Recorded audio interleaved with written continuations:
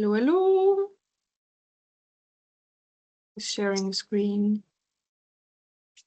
Sorry.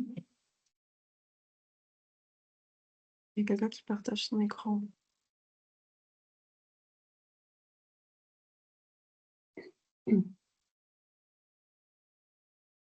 Hello, everyone. We start in a minute or two. I don't see the presentation anymore. That's okay. It's coming, sorry. Yeah. I'm fired.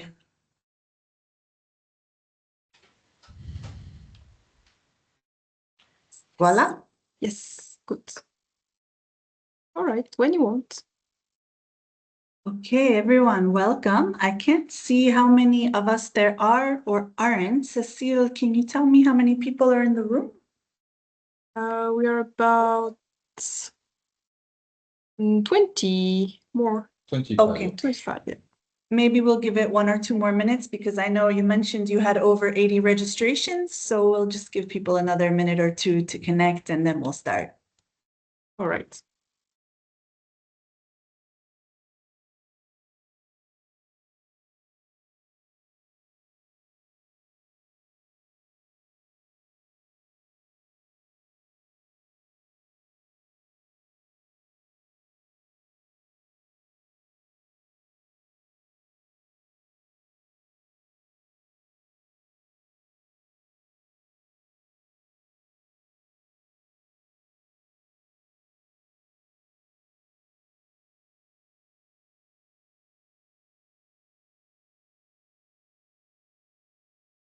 Bonjour à tous.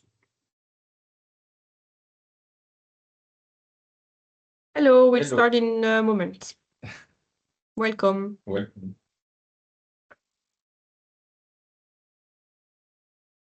C'est les directives, donc oui, sur la vitesse en ligne, il a l'air d'être plutôt proactif.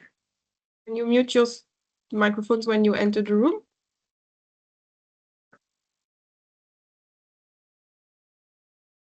Okay, we are about 30 Yeah. now. Yeah. Yeah. So hello, everyone. Welcome to this webinar on short-term rental accommodation. My name is Judita Eisenberger from the Prague Institute of Planning and Development. I just before we begin wanted to make a few quick housekeeping notes. Let's just see if I can, there we go. So please keep your microphones muted until we get to the question and answer session. This webinar will be recorded, so hopefully that's okay with everybody. And if we could please hold the questions until the end, we have quite a nice chunk of time for questions and answers. So hopefully we'll get to everybody. With that, I'd like to pass the floor back to Cecile, who'll just give a short introduction about Planning Matters and who we are, who she is, and then we'll begin. Cecile? All right. Yeah, thank you. Thank you, Judita, for giving me the opportunity to say a few words about Planning Matters, just for those who are new here. As we always describe it, Planning Matters is the unique European platform for discussions and exchanges between urban planning agencies from European cities.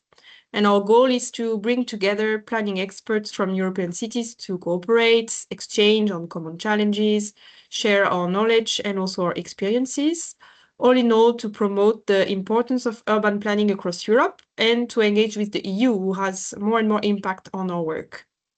If you're representing a planning agency, the urban planning department of your city, or an urban network active in Europe, you are of course welcome to join us. As you see on the map, we are a growing community with now 23 members from different countries in Europe.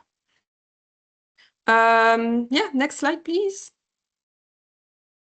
And this year, 2026, our focus is on planning and housing. And as part of our work program, we have imagined a series of 5 webinars focused on the links between housing policy and spatial planning across European cities and regions. Why housing? Mostly because the EU is strengthening its action on housing with the EU Affordable Housing Plan, which was also the topic of our latest webinar in February, and also a series of initiatives already out or soon to be published.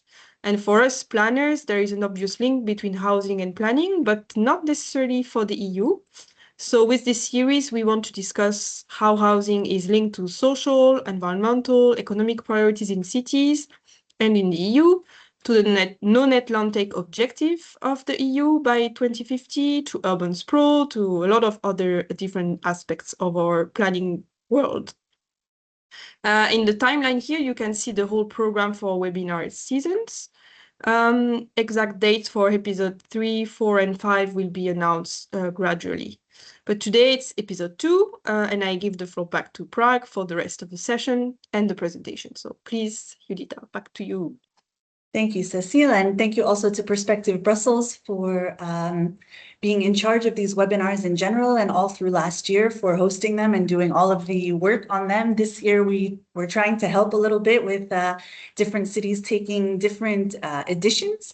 So this is the first time this is being done, and so I'm a little bit nervous, but hopefully everything will work just fine. If I could just get the slide to change. Yes, okay. So I wanted to I already introduced myself, Judita Eisenberger. I'm the International Relations Specialist here at the Prague Institute of Planning and Development, and I'm joined today by my colleague Jan Sikora from the Office of City Analysis and Zdenka Havlova, who is the head of the Office for City Analysis. And I will hand over to them very shortly. But before I do, I just wanted to give you a very quick snapshot.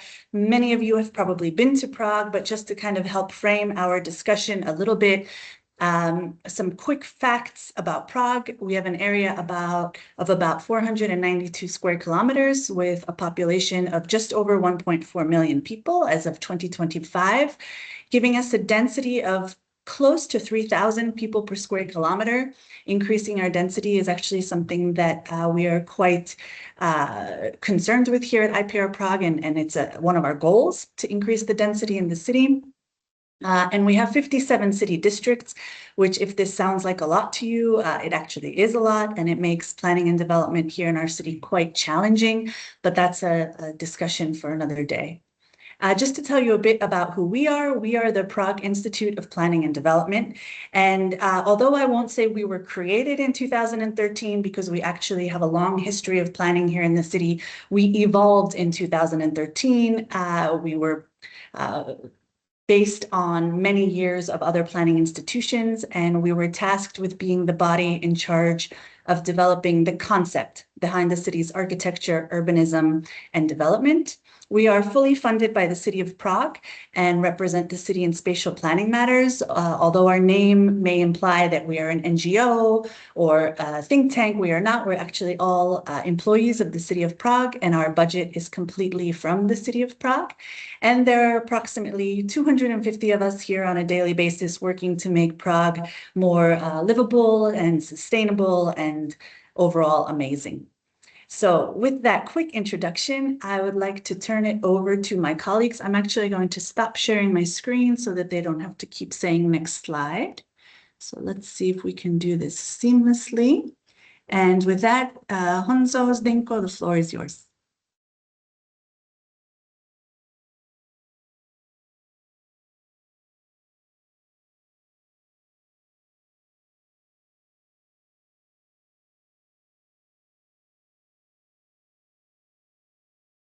You're still muted, or we can't hear you.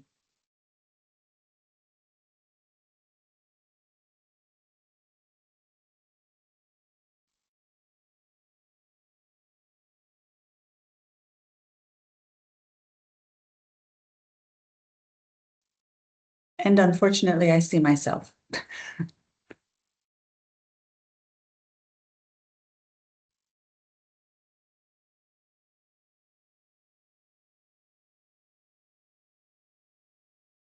Okay, everyone, we tested this 30 seconds before and everything worked perfectly. So please just bear with us.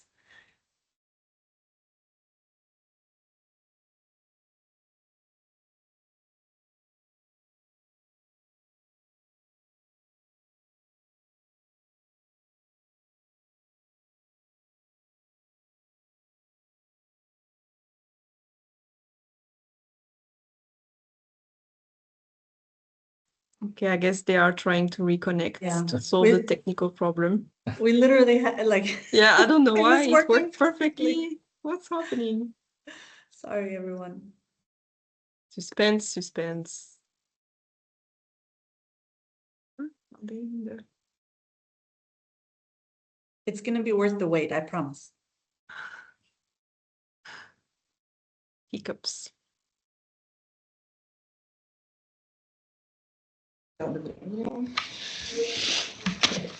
Okay, I hear you. Hello everyone, we apologize for this technical issue. We did test it about 10 minutes ago and everything was working, but I guess it's the Murphy's Law. Stops working always. Let us start by sharing the presentation. Please let me know if you can see the presentation. Yes. Perfect. And the sound is okay now? Can you hear Yes. us? Perfect.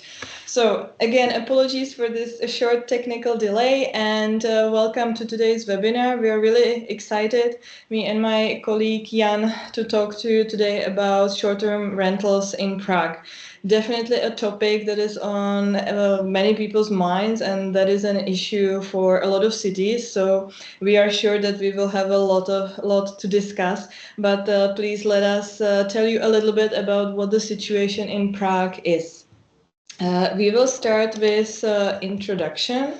We will talk a little bit about the evolution of Airbnb and short-term rentals in Prague. We found three main issues that we want to talk about a little bit. We want to touch on the regulations that are for short-term rentals in the city of Prague now, and also in other cities, which we hope will be a good basis for our discussion later. We'll talk a little bit about the data challenges and at the end give some summary in the main conclusions, and we are looking forward to the discussion at the end. So let's start with the brief introduction. As Judita said, a little bit about the city of Prague. I want to tell you what our mission is. We are from one department from Prague Institute of Planning and Development, and our mission is to look at all the data and all the information about the city and kind of translate it into something that is clear for urban planners or for other stakeholders of the city so that they can use it and base it and as a basis for their decision-making processes. So hopefully this part of the topic that we do on short-term rentals is also one of the things that can be utilized. When you look at the topics that we could talk about this year, about housing and everything, short-term rentals is one of them. And just to give you a little bit of the background for us, we deal with the topics of housing, also with the topics of population, Prague inhabitants, foreigners in Prague. We do quality of life surveys here at IPR. We look at some urban morphology analyses. We just finished an analysis on residential segregation. We deal a lot with the topic of 15-minute city these days. And we try to do this, do these topics from the point of view of data collection and monitoring, also write reports and do the analysis, but also create websites and apps that can make the results a little bit more accessible to the users. And we're hoping to show you this today also, and are looking forward to your feedback. So let's get back to short-term rentals. Before we start about talking, before we start talking about short-term rentals, I think there is one thing that is really key to note, and that's that Prague right now has about 1.4 million inhabitants, but in the future we are expecting quite a big increase. In the year 2050, 25 or 24 years from now, we're expecting an increase of around 300,000 inhabitants to 1.7 million. And you can imagine this poses quite a lot of challenges for urban planning of the city. And definitely one of them that is very tightly connected is the issue of housing in general. When we look at Prague, and its housing stock. Currently, we have over 700,000 dwellings, out of which 630,000 are lived in. And when you look at the structure, quite a big portion of it are owner occupied, 45%. We do have around 1/3 of rental dwellings, and the rest are co-op housing, other forms of ownership, or we simply don't know exactly what is the structure of the rest of the dwellings or the ownership of the dwellings. And to this reality, we come with one topic that is really important for housing in the city, and that's short-term rentals. It's not a topic that would be new in Prague. We have been monitoring it since 2018. Definitely, one of the reasons is that it's a very dynamic phenomenon, especially with what has happened around the COVID pandemic and what has been happening after the COVID pandemic. We have published several specific studies, and we also have one online interactive app, a story map, which we will also show you today, which kind of introduces the topic of short-term rentals in Prague in this kind of a narrative way. You can access the story map in this link. We will then also send it to you if you want. And with that, I would like to give the floor to my colleague Jan Sikora, who is the author of this analysis and will talk to you about the specific and interesting aspects of Airbnb in Prague. Okay, thank you, Zenka. Hello also from me. So I will start by discussing or introducing the evolution or development of Airbnb in Prague. As Zenka said, it's quite dynamic evolution, which we can see on this graph. We can see here the numbers of Airbnbs, and actually we can see that the peak of Airbnb in Prague was in 2019, when there was like the most favorable era for Airbnbs. This kind of dropped as in other cities with the COVID-19 pandemic because of the reduction in touristic demand, because there were many like protective measures, and this led to less arrival of tourists. And also as you can see in the graph with the yellow columns, the activity of Airbnb stopped. Since then, we have actually seen sort of recovery of tourism and also short-term rentals, and specifically Airbnb, which is the platform we focus on. That is a thing we also maybe forgot to mention in the beginning. But we can see that the levels or the amount of Airbnb is still kind of lagging behind the pre-pandemic values. Which we think is due to sort of this caution of hosts about entering the short-term rental market again. But we can see quite high demand for Airbnb, which is represented by the quite intensive activity of Airbnbs. Regarding the evolution or the numbers, so it is quite interesting also to look at how short-term rentals or Airbnbs sort of shift between or interchange with the long-term rentals in Prague. We kind of took the data for Airbnbs and compared them with the data on long-term rentals from one of the largest portals on long-term rentals in Czech Republic. And we can see these interesting shifts that when the COVID started, actually, a lot of the short-term rentals dropped, and kind of this offer of rentals moved in part to this long-term rental sector, which was actually growing in general in those time of COVID in Prague, not only due to sort of these short-term rentals moving there, but also it was fueled by the declining demand for long-term rentals in general. We can see that since the COVID passed, it kind of like flipped again to a certain extent. And we can also see sort of this interesting shifts in long-term rentals when the demand or the offer of long-term rentals dropped in 2022 in Prague, which was due to high demand for long-term rentals from the Ukrainian refugees who entered Prague after the war in Russia or the Russian war in Ukraine started. After the basic evolution of Airbnb, we can talk about the three main issues that are quite crucial for Prague. The first is that the Airbnb in Prague is extremely concentrated into the city center. When we look at the whole city picture, the Airbnbs represent only about 1% of apartments, which can someone say it's a quite negligible number. But if we look to the touristic center, the municipal district of Prague, which is the most touristic Prague, most touristic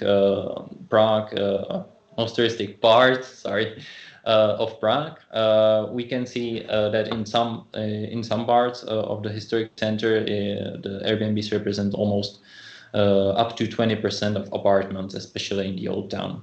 This in turn sort of strengthens the disadvantages that are well known around Europe tied with short-term rentals, like having fewer rental apartments for long-term rentals, potential growth of housing prices, and in general the congestion of the city center with tourists and the negative externalities that this brings, like noise and pollution.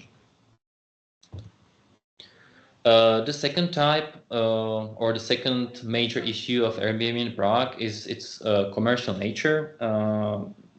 The Airbnb or the short-term rentals are no longer sort of this part of shared economy as was in the past, but have become highly professionalized.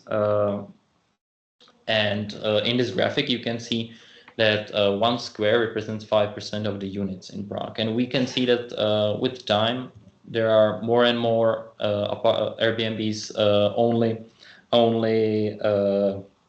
only offered as whole apartments and houses for majority of the year, which sort of represents this commercial nature of Airbnb. The other part of the commercialization of the sector, and also maybe more interesting, or at least I think, is the character of hosts. Now we sort of distinguish those hosts or those people who offer the Airbnbs as single hosts and as multi-hosts. Multi-hosts are those who offer more than one unit, which can be sort of considered as being this professional nature, providing accommodation services. And as you can see from the graphic, most of the apartments or most of the Airbnbs in Prague are offered by the multi-hosts who actually offer more than 5 units. And this is a problem which is maybe all around Europe, but what is actually quite staggering or quite serious in Prague is that this proportion has been growing even like with the COVID pandemic. As you can see with the green squares, where the share is growing quite intensively. The third main issue is actually the enforcement of rules. It is actually important to say and remember in the beginning that Czech Republic and Prague does not have any specific rules that would be aimed at short-term rentals or some specific regulations. But the short-term rentals are in general, if they have the professional character, are sort of considered as provision of accommodation services. And usually those accommodation services need to follow some legal obligations. You need to, for example, have a trading license and sort of advertise your business of short-term rental or of the accommodation services visibly at the rental accommodation, which is in majority of the cases not happening. You also need to provide those accommodation services in premises that are intended for those accommodation services. So you can't really offer them in normal housing apartments. So it seems that we actually had some kind of regulations which regulate the accommodation services in general. But the problem with applying them to short-term rentals is that they sort of operate in this gray area. And we don't actually have we have lack of reliable information about Airbnb. That would be we don't, for example, know where exactly in what apartments those are offered, and we also have limited capacities of the control authorities to go and search for those apartments, if I could simplify that. So in this context, it is then quite difficult to enforce those rules. So in this context, how we can then approach those regulations? If we look at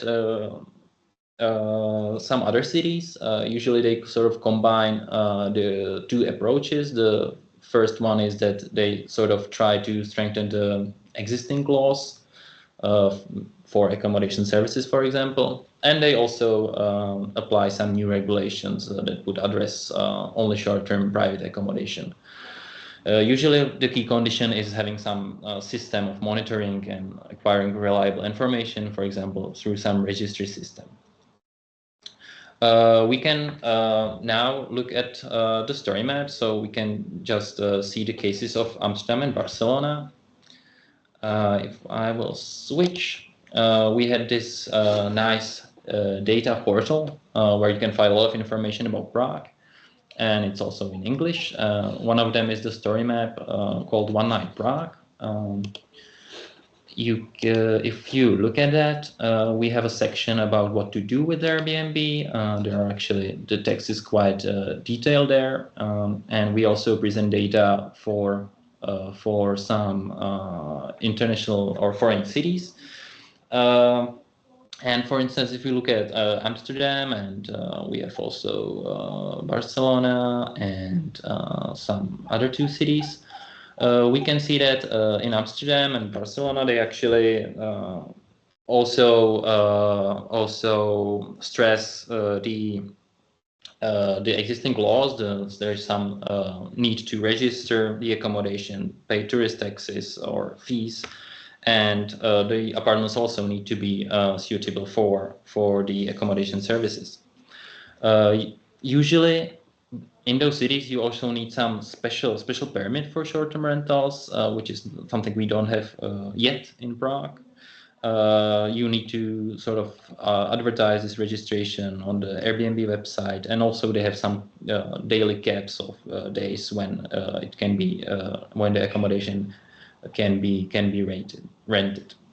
At our story map, you can see some of those regulations in more detail. You can also click on the map. It's quite interactive, and you can see information about individual units if you're interested in that. It is then quite interesting, or maybe we can leave that to discussion, whether those approaches that the foreign cities are effective, and whether they can be somehow inspirational for Prague in the future. Because as I was saying, there are currently no effective rules specifically designed for short-term rentals. And this is the main reason for this is that the local municipalities have only limited power to sort of come up with those regulations and sort of put them into practice.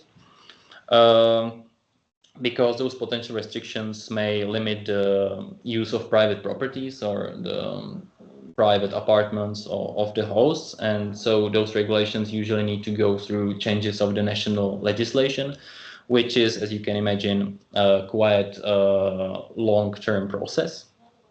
And currently there are also many legal disputes in court about whether the short-term rentals can or cannot be labeled as accommodation services, whether they can be sort of offered maybe in the apartments or in housing in general.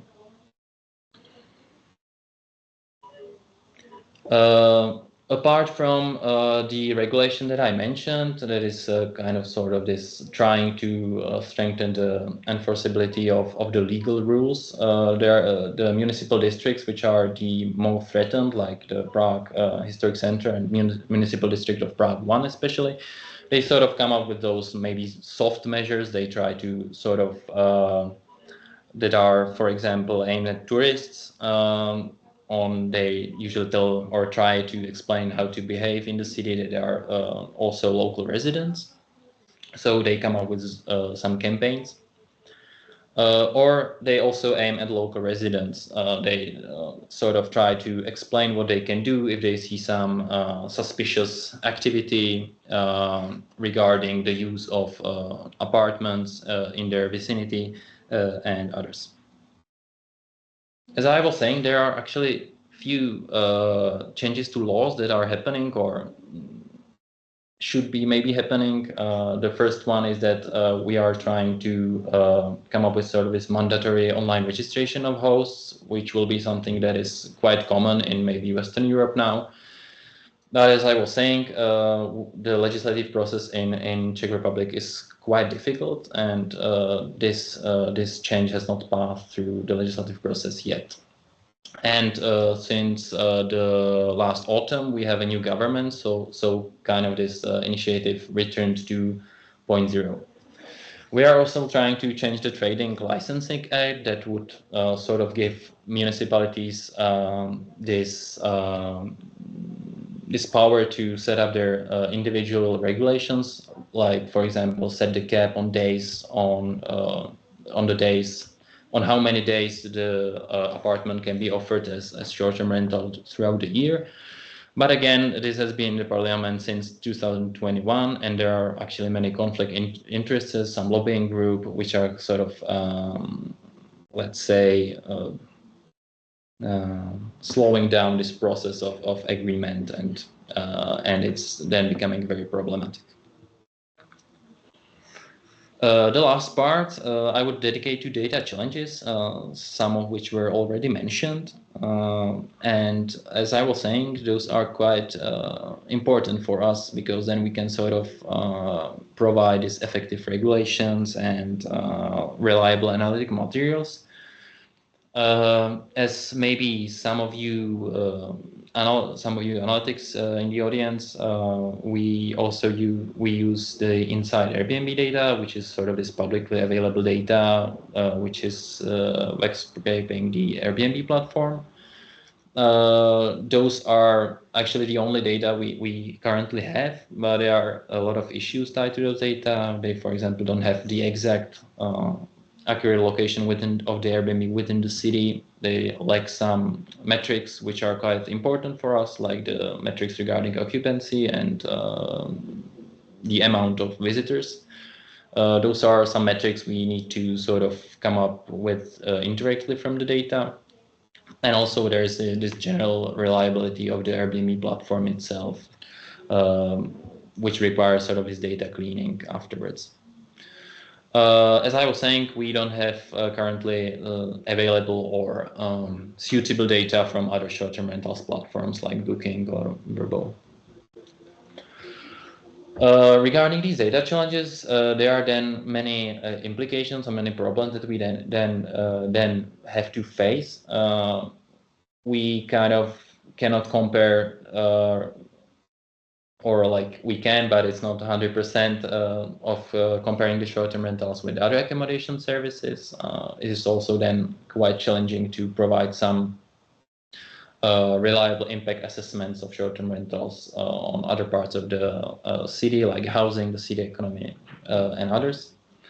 And also, if we don't have reliable data, then the credibility of our outputs is maybe can be easily challenged by some people who maybe do not want to have effective regulations.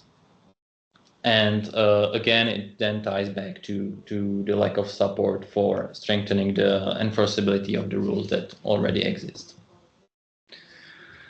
So what can be the main conclusions? It is important to remember that the main issues of Airbnb in Prague and maybe short-term rentals in general are the extreme spatial concentration in the historic core and in the touristic area. The other is the commercial nature of Airbnb, represented especially by the multi-hosts. And the third one is the problematic enforceability of rules. What we currently need in Prague the most is actually to acquire reliable information, to have some like system of effective monitoring, which is something we hope for with the legislation that was almost passed last year, but as I was saying, it wasn't. So we have a very problematic legislative process to pass any regulations. So thank you from us, and we are looking forward to the discussion and to your questions and reactions and experiences from your cities. Thank you. And I give floor back to you, Julita. Thank you very much, Jan and Zdenka. I'm just going to share this window now. Can you see that it says reactions and discussion? Yes. Okay, I can't see you guys anymore. So at this point, we've given you a lot of information very specific to Prague, a bit about Amsterdam and Barcelona, and I wanted to see if there was anyone on the webinar from a city administration. I'd like to open the discussion in a moment to everybody, but I wanted to start with anyone from a city administration that has similar issues that they're dealing with or has come up with a really innovative way of dealing with it, whether legislatively or in practice. And maybe if I could ask Cecile, if you could call on people if they're raising their hands, because I can't actually see. You know what? I think I don't need to share something that says reactions and discussions, so I'm going to stop sharing for a moment. Is there anyone from any municipality who can weigh in on some of these issues?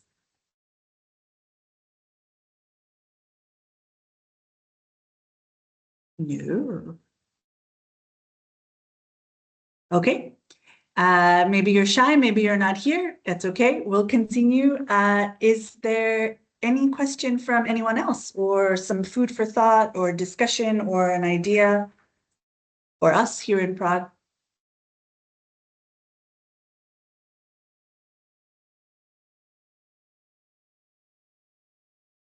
I find this shocking. This is such a hot topic. Yes, please.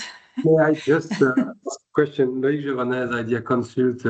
So we are currently working on the topic of housing affordability in general, but we from time to time have to do some studies on specifically the topic of Airbnb, and we made an impact study 10 years ago on Brussels on this specific aspect. And okay, but at this time, inside Airbnb didn't exist. We used AirDNA, that is a kind of platform that is paid by advice they give on how profitable is an eventuality of a room somewhere. But I think inside BNB is now taking part of their business model, obviously. But I wonder if you met some limits to the scrapped data of inside BNB, because I don't know how it works. Indeed, how is working their specific scrapping model? Is that each day they renewed the whole scrapping of the site? Do they do this once a week or once a month? And how can you challenge a bit the quality of those unstandardized data? And then if there is some weakness in those data, how can you try to tackle this kind of issue? Okay, yeah, thank you very much for the question. It's very spot on, actually. Regarding the time period, the Inside Airbnb publishes the scrapes, I think every 3 months for a selected number of cities. So usually it's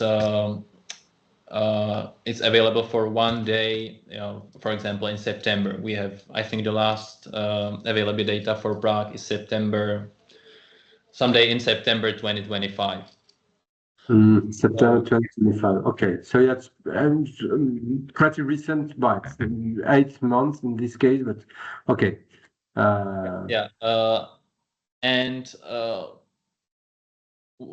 in our experience, actually, the scrapes are they sort of mirror what is on the Airbnb platform, what you can see if you enter the Airbnb platform as a visitor of the city and you want to book an apartment. and this comes with many issues. The first one is that like on the platform there are many bookings that are, for example, doubled or that are maybe non-existent anymore. There are also many bookings that are actually normal hotels. So it requires some manual cleaning. And since we have 10,000 units in Prague now, it's quite a challenging task to sort of do this cleaning. So it's not perfect. And you did this cleaning. It's not inside BNB who did it. No. We have to do it somehow manually. It's okay. we actually. Yeah, you can automatize somehow, but.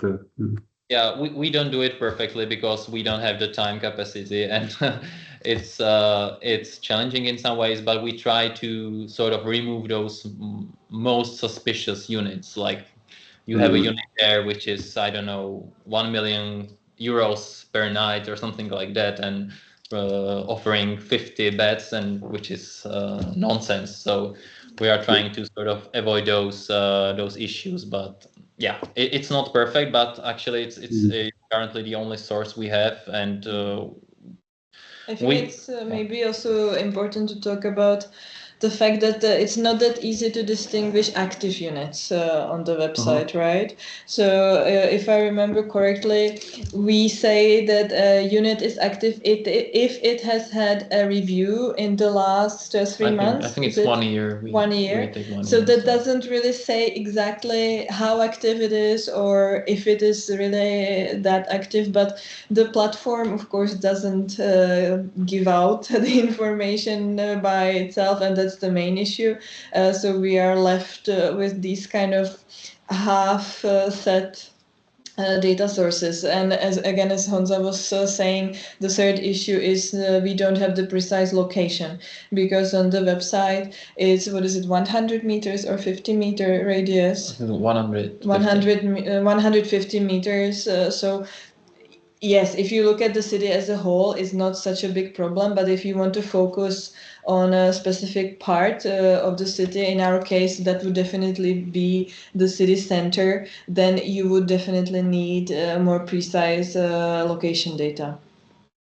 Very fascinating. Thank you very much for this clarifying insights. I have more questions, but I don't want to, so I let the others speak. Many thanks. Thank you for the question. I see one in the chat. Oh, sorry. Yeah, we have a first question on the chat. Yes, thank you, Alfredo. I'll just read it out. Thank you for the presentation. Thank you for attending. How could cities design policies to give incentives to owners to rent their flats at social prices to local tenants rather than to tourists that contribute to price inflation and gentrification? Maybe widening the gap between fiscal pressures, more taxes on Airbnbs, 0% tax on private places being used as social housing. I think this goes back to what Prague can and can't do under our legislative framework, but I'll turn it over to you, Zdenko and Honza. Yeah, I think it's a quite difficult topic. Actually, what comes to mind is that Prague is actually trying. Because the other, maybe I will shift somewhere else a little bit. The other important issue in Prague is that we have only 40% of the housing stock is municipal owned apartments. 4%. 4. What did I say? You said 40. 40. Okay, that would be nice. It's 4%. 4% of the apartments is actually municipally owned. So the city of Prague is trying to sort of provide this social housing by offering the private renters some like guarantees or paying the part of the rents for those like applicants for the social housing. But this is only, I guess, some like minority of apartments, which can be somehow sort of motivating for the private renters. But yeah, it's I don't know. Maybe two things I wanted to add to that. There is a discussion happening now on multiple property ownership, which is very often the case of people who rent out Airbnbs, as they have multiple units. And in the Czech Republic now, the discussion is okay, if you have an investment property, the tax is higher for the purchase. This has not been put in place yet, but it's one direction that I see personally as something that might help the situation. And another thing that has been discussed here is I don't know if it's the case in other cities, that would be interesting to know, is that a lot of the landlords and the owners prefer renting out through Airbnb also because if they have long-term rental Agreements. tenants, sorry, if they have people living there long term, and for example, these people stop paying the rent, or there are some issues, there is quite a robust protection of the renters, and the landlords, even if they are losing money, they don't have the income from the rent, they have very few possibilities how to deal with the situation. So there have been cases of people living in apartments for years and years without paying the rent because it simply was not possible to evict this tenant. So that's also, in my opinion, one perspective that needs to be tackled, that of course it cannot be skewed in the owner's perspective only, but perhaps a better balance in this system would be beneficial in the issue of Airbnb. Thank you, guys. I'd like to move on to Wolfgang Hassler, who's had his hand raised patiently. Yes, good afternoon from Vienna. I know Jan from the European Cities Alliance on Short-Term Rentals. I don't know if everybody knows this group, which is active in Brussels. We try to exchange knowledge between European cities like Barcelona, Paris, Amsterdam, who is a kind of sponsor of the whole thing, Prague, Vienna, and some others, Rome now also in. And I would like to first to come back to the data issue, because yes, we inside Airbnb is a site from Mr. Cox, who is a New York-based activist. And at the moment, because you said you have data from September, it's I guess for the whole web site he has, it's September, so we don't know if he is ill or something has happened to him.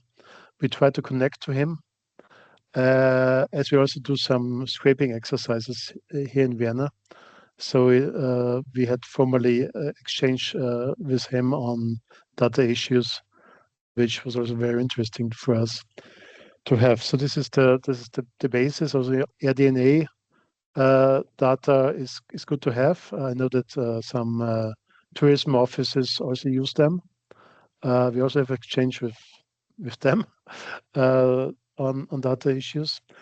But in the end, the scraping gives you a an overview of the market and of the development of the market, like the commercialization and the professionalization of hosts, as having more listings, having more flats, I wanted to say.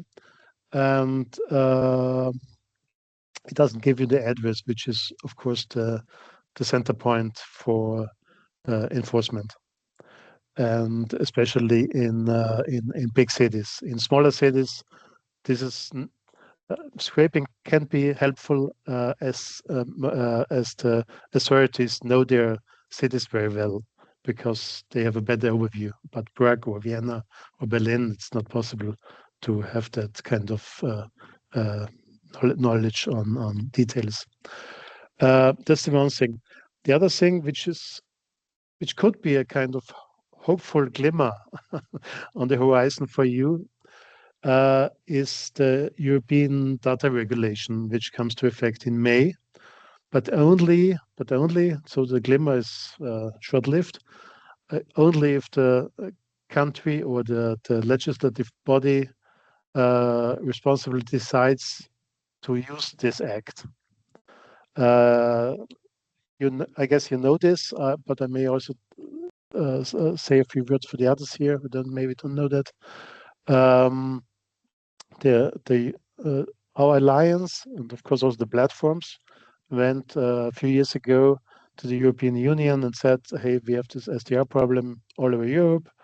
Let's do something about this. The Commission came up with a proposal on SDR data, and as from May 2026,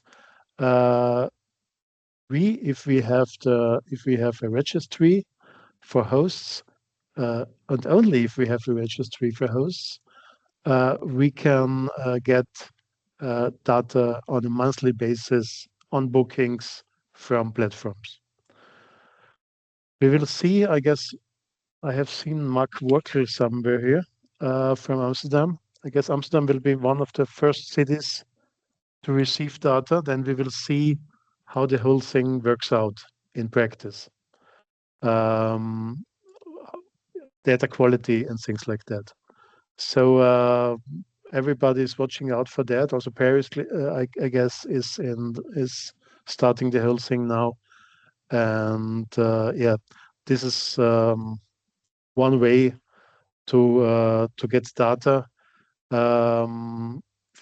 Speaking for Vienna, we are still a decision is being made. We have a new member of the city government responsible for housing for about 3 weeks now, and she has to decide on that in the future.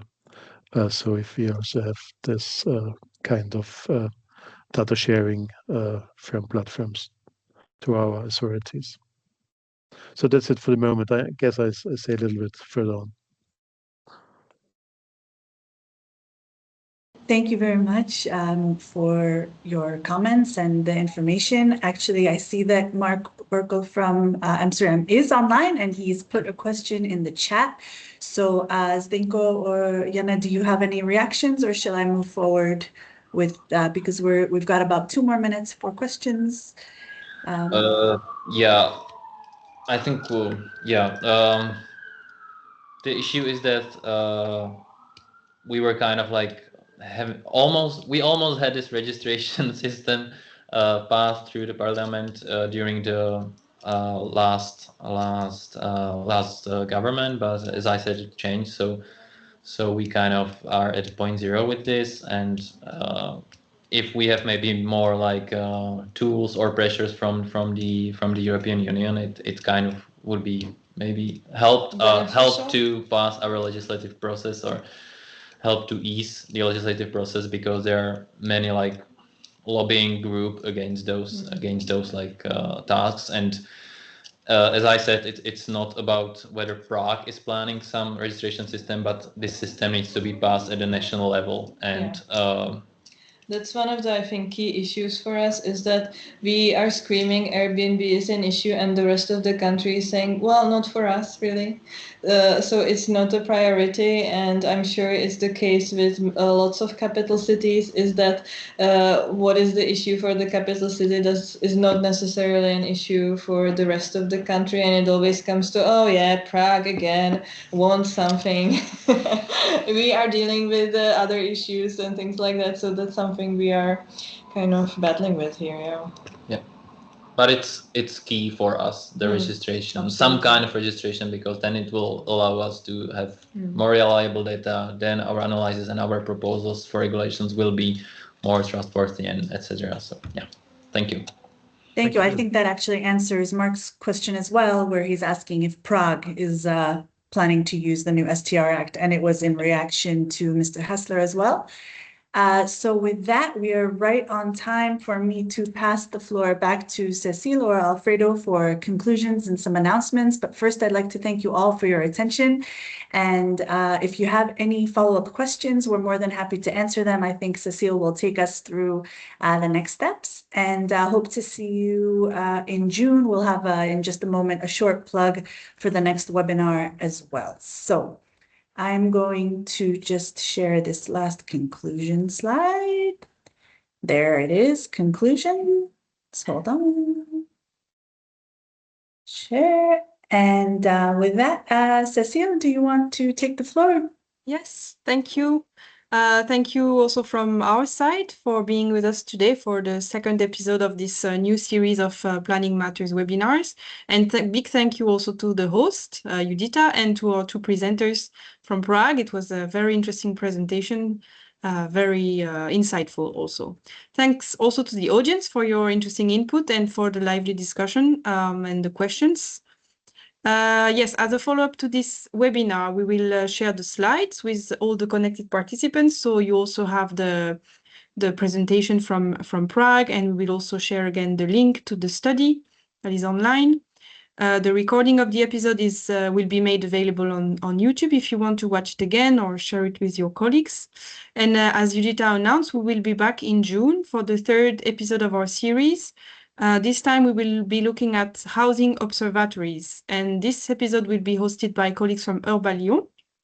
And if Sébastien is still here, I want to give him the floor to say a few words about what to expect during the third episode of the series. And Sébastien Roland is the Senior Urbanist and Head of International Relations at Urba Lyon.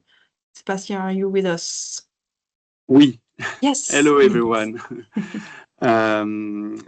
First of all, big thank you to Prague. It was very, very interesting and very challenging for us to follow up with after this presentation. But as Cecile already teased, so the third session of this webinar will be, if you agree, all on the June 29th at 2 p.m., but email will be reminding this soon.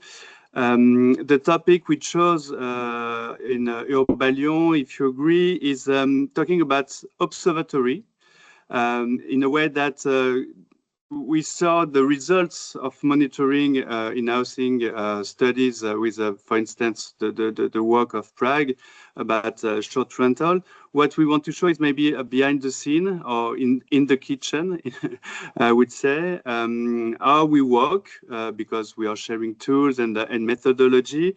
And yes, with the team, with Nicolas, Laura Lou, we will be probably be talking about how we also create some local governance about our housing observatory, because this governance sometimes also creates, design new policies, new regulations, and maybe we can have examples and or focus on we have solidarity real lease, for instance. That's a topic in Lyon. Also student housings. So many topics. Rent control also is a topic.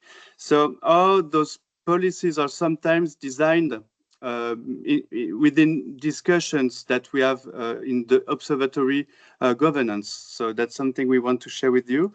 And we also have a new government. So this principle of governance of an observatory hopefully will survive. We will work for it. And that's why it's also interesting to have also your inputs of if you have in your agencies such examples of, I would say, yeah, representative experts around your observatory that helps you also to think, to drive, to steer your studies. So that's something that we will be sharing on the 29th of June, hopefully with the local team. Thank you, Sébastien. Hope to see you. Yeah. Yes, and indeed, please reach out to us if you would like to present your own tools or policies alongside Lyon during this June episode. Maybe I will share our contacts in case you are interested or you want to, I don't know, participate more actively in the webinar. We will be sharing the registration link. Yeah, in a few weeks probably or days. And with this, I think that's all. Thanks a lot for sharing your time with us. Thank you to our host. Take care, everybody, and have a nice rest of the day. Thank you very Bye-bye. much, everyone. Thank you very Thanks, much. everyone. Thank you. Bye bye. Bye.